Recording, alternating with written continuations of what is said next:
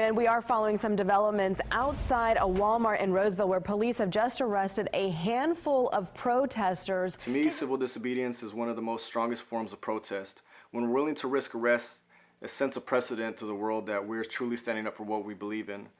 If it's fighting against deportations, separations of families, against police brutality, or against fighting the injustice within our judicial system or law enforcement, some form of corrupt government, when we shut things down, it sends a precedent to the rest of the world that we're not going to take it no more. All the time they want to take your place, the backstabbers.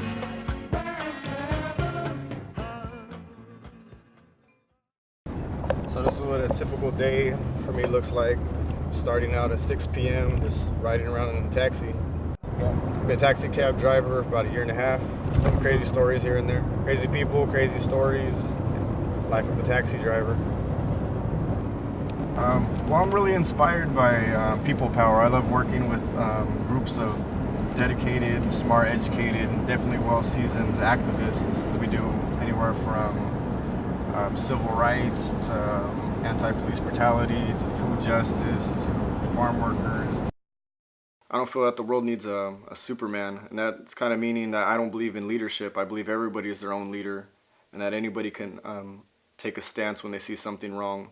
This is pretty much me in a nutshell. I have a very unromanticized feeling about what I do with activism. I feel that us as human beings have an accountability to our community and to our people.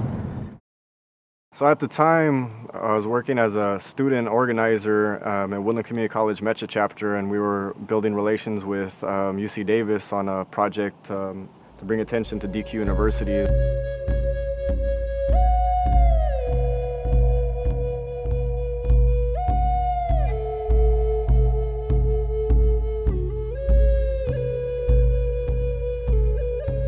I was asked by some fellow organizers to come check out DQ. There was a planning meeting going on to start uniting these communities together, to start focusing on strategies to get the campus up and running again.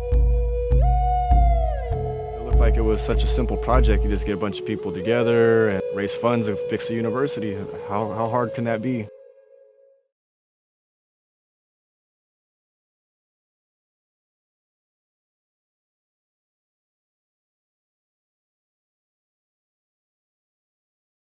So Cesar Chavez Day 2008, dozens of us were supporting an ongoing occupation to save DQ University.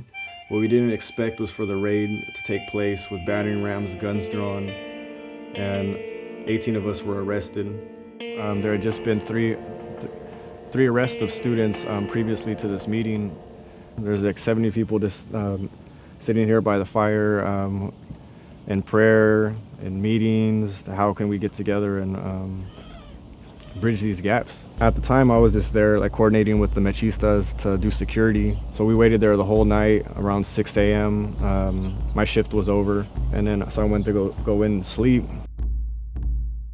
Next thing you know, someone storms into my dorm, just yells that, hey, the cops are here, they're coming in. There's at least 50 cop cars, paddy wagon, plane. They just came in, storming in. I run out to the front of the campus to see what was going on, while a friend and others quickly went out to the fields to run away so they wouldn't get arrested. Some were undocumented and they couldn't afford to be arrested. I thought I would go out there and cause a diversion, and then I can see the cops just storming in there. I could see them hovering around my car, pulling out my friend out of the car, and I was trying to tell the cops to hold down, slow down, what seems to be the problem, and that didn't work at all. They just quickly handcuffed me, and they started handcuffing other people. So after we got arrested, we were all just sitting there in the paddy wagon. There's like 17 of us that were arrested, and I seen a friend who was pregnant at the time. She was just crying at the top of her lungs because she didn't want to be arrested. To me, that resonated deeply within my spirit, that I have to do what I can. I mean, I can't do everything, but I know I have to do something. To witness that firsthand, that's what kind of sparked me off to being here at DQ, to make sure that stuff like that would never happen again.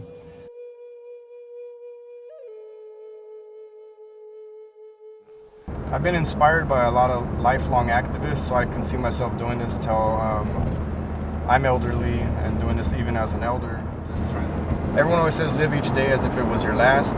I don't believe that's possible. I don't live each day like it's my last, but I know it's going to end, so I try to live each day like I know it's going to end sometime. So I try to have those good times to where I'm sharing with some inspiring people to bring power back to a grassroots level so people can have that freedom to express themselves and address what's wrong and seek a solution for the next generation. And that's where the whole role of me being an activist really lays, is just all power to the people. It sounds cliche, but in the reality of it, it really is about all power to the people, so the people can save ourselves. We need to be conscious of what we're doing today to help out those tomorrow. Taking power back to a grassroots level. Going underground, suit up and get your shovel. No, we can't settle, compromising with the devil. Politicians tricking, forcing us to go rebel. Part of the problem or part of the solution. No matter what you do, reach action's contribution. Lead by example, but you follow an illusion. People want revolution, but ain't no part of evolution. This for all the gente organizing down the field. This for all the families who was working in the fields. This for all the blood of the ancestors that was spilled. This for a creator, bless me alive, and that's for real. This for all the braves organizing in the streets. All the med chits that's graduating down the lead. This for like unionizing labor heat. This for all y'all mobilizing for the dreams.